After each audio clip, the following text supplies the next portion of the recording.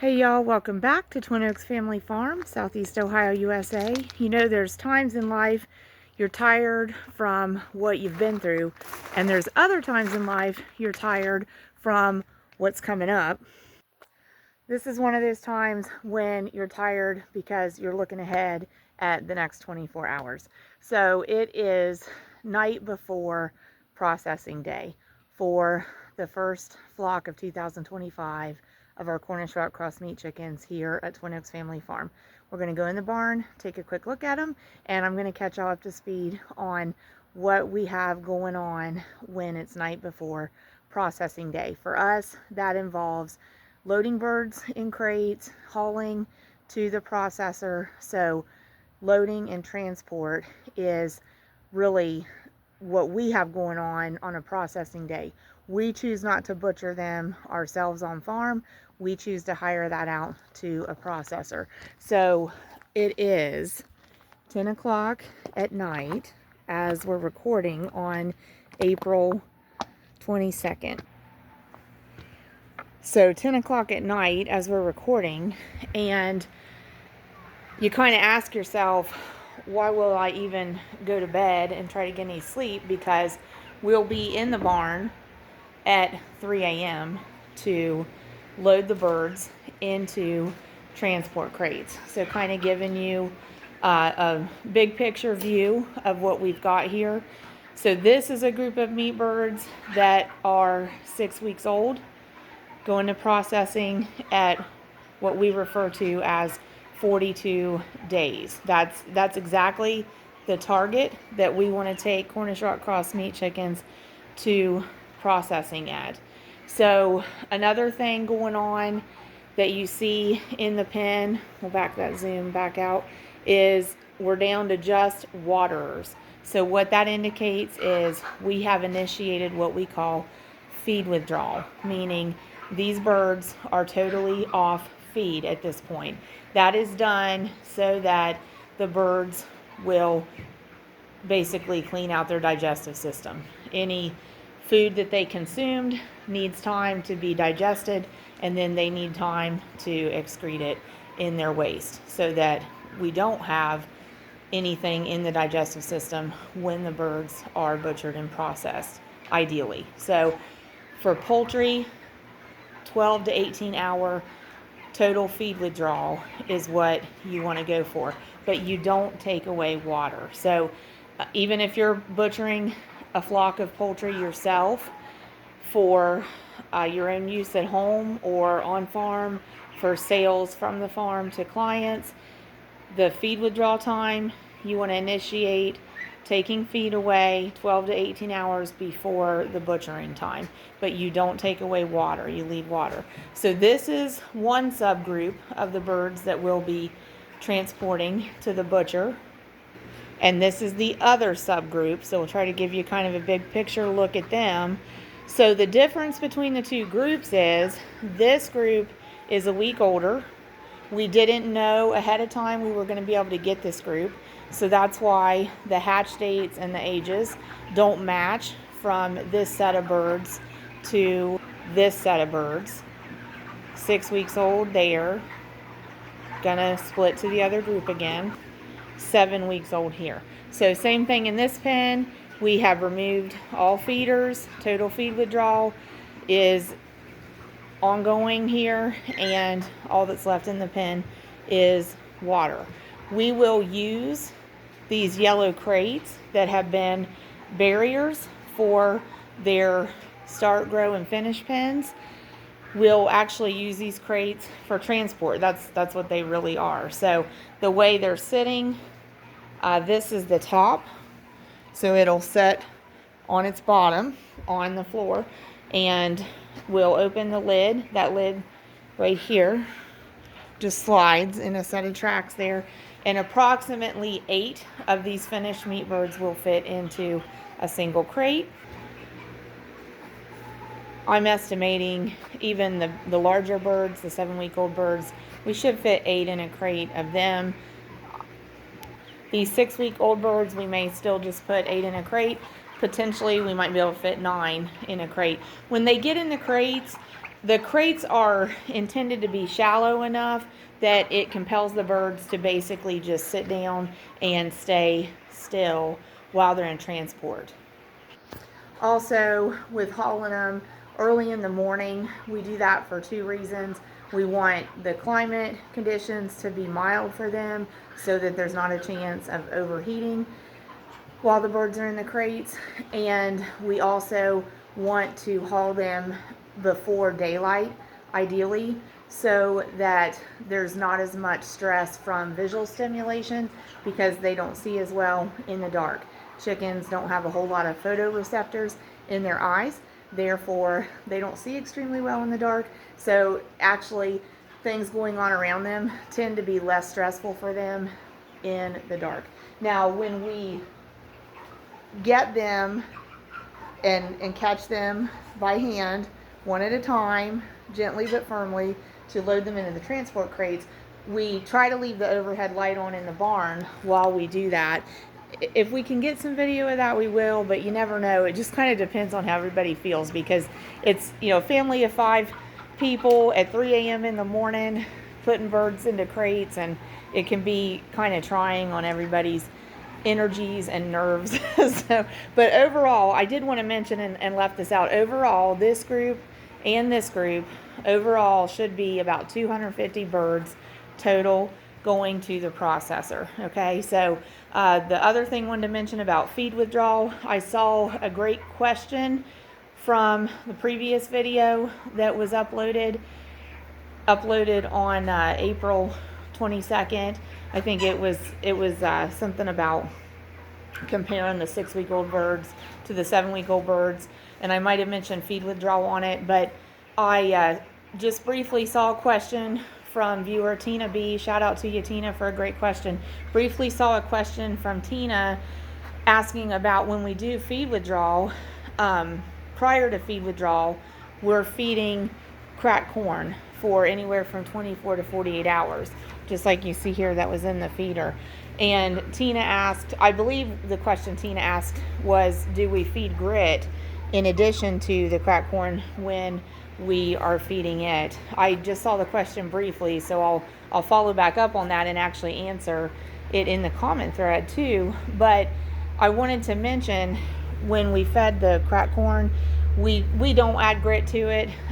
The birds are only on the cracked corn in this instance in our system for 24 to 48 hours at most. We just feed it at the end of production, especially if we want to reduce the protein from the 22% protein that we feed throughout production. We may want to reduce it at the end of production to just kind of maintain the birds at the size that they're getting to. So we'll switch to a lower protein, which in most cases will opt for just cracked corn, which is really low protein compared to their complete feed. So we don't add any grit into that. Now also, the material on the floor under the birds is a stone material. So, you know, they're all the time kind of pecking at what's on the floor and sifting through it. So chances are they're picking up some grit that way as well. And we just don't add any extra into the cracked corn. Here's the 7-week-old group again. So just wanted to mention that, try to answer that question. And want to thank viewers. We appreciate y'all supporting the channel. Some of the most recent comments were from Steve and Deb down in Tennessee. I want to shout out to them at North Whittington Circle Farm handle. And also want to shout out to Jeff B in the USA. And those are the most recent comments I remember, the sources of the most recent comments, North Whittington Circle Farm and Jeff B and Tina. So thank y'all for supporting the channel. I'm going to try to continue shouting out to folks when they contribute to the comment threads. I just have to get in the habit and practice of doing that. But anyway, so just wanted to show y'all, like, you know, what's the John Denver song? How's it start out? Life on the farm is kind of laid back. I've said before, life on the farm is anything but laid back, because just like this example, here you are at 10 o'clock at night, you've worked all day, everybody in the household's worked all day, And like I said, I'm kind of going like, why are we even going to bed tonight? Because we're going to be back in the barn at 3 a.m. That's in 5 hours. It's in 5 hours. In 5 hours, I got to be up and dressed and loading 250 birds in crates, and my whole family does, and that ain't laid back at all. Ain't laid back at all. And then my husband and I will go ahead and take the birds to the processor. So that's like 2-hour road trip, and they got to be there before 7 a.m. If they're not there before 7 a.m., the processor reserves the right to level a $250 fine on our processing order. So that's when the protocols established just for this starting this season at our processor. They need to have the birds there by 7 a.m. the day of their appointment. So if the birds aren't there in that timely, prompt fashion, they are reserving that right to add that $250 fine to the processing. We always have our birds there by 7, so not going to be an issue. It's a practice we're already accustomed to, but you know why they make rules? Somebody did that, and then there's got to be a policy about not doing it, right? So, or vice versa. Somebody didn't do it the way it needed to be done, and now we got to have a protocol about it. So it is what it is. So anyway, we'll take the birds. My husband and I will take the birds. We'll be back by noon. I've got a work appointment at noon and then work at 4. And our sons will help us load birds at 3.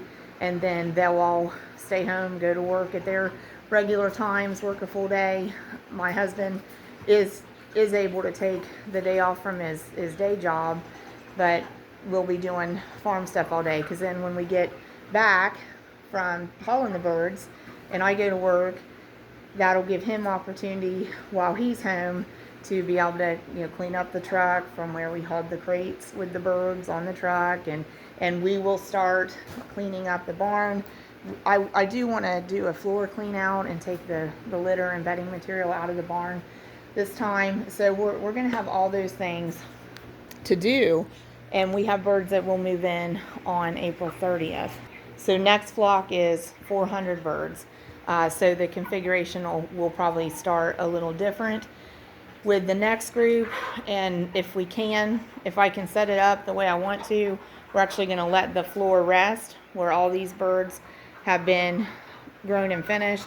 And we'll clear this out and try to start right here with the next 400. But yeah, I mean, just, wanted to share with y'all how a lot of people's lives have the same demands, and farmers that are in production agriculture, they're dealing with demands like that, maybe seasonally, but anytime that they're producing crops or producing meat from livestock, there's a whole lot of hoops to jump through, So like I said, looking ahead in the next 24 hours is at this point what's making me tired, not so much the last couple days, but looking ahead at the next day. Because then, when you have a long day one day, like, it kind of hits you 2 days later, and you kind of have that residual lag. So anyway, so we got to get through tomorrow, and then, like I said, moving the next set of birds in about a week, and we'll have them for 6 weeks. So kind of feel like we're on a little bit of a, I don't know if I want to say a marathon or something. I don't know, special, kind of crazy, I guess, raising these birds. But there is high demand for homegrown poultry, and we can't keep up with the demand that we experience, but we're doing the best that we can, raising what we can, producing what we can. Going to be in agriculture, production agriculture with poultry specifically for this year. We will remain in production agriculture, but not necessarily in poultry going past this year. But for now, we've got all the poultry from all these birds spoken for, and all the poultry from the next 400 spoken for. So thanks y'all for supporting the channel. We greatly appreciate it. We're going to be loading these birds into crates at 3 a.m., have them on the road, have them to the processor by 7. When we get there, we leave the birds in the crates, we offload the crates, and we leave the crates at the processors, and we'll pick those crates up later, hopefully when we pick up our poultry maybe in about 7 to 10 days after we drop off the birds. Thanks, y'all. God bless you. It's a little bit of look-see in a small family poultry operation and gives you an idea how real good chicken is actually made, actually produced.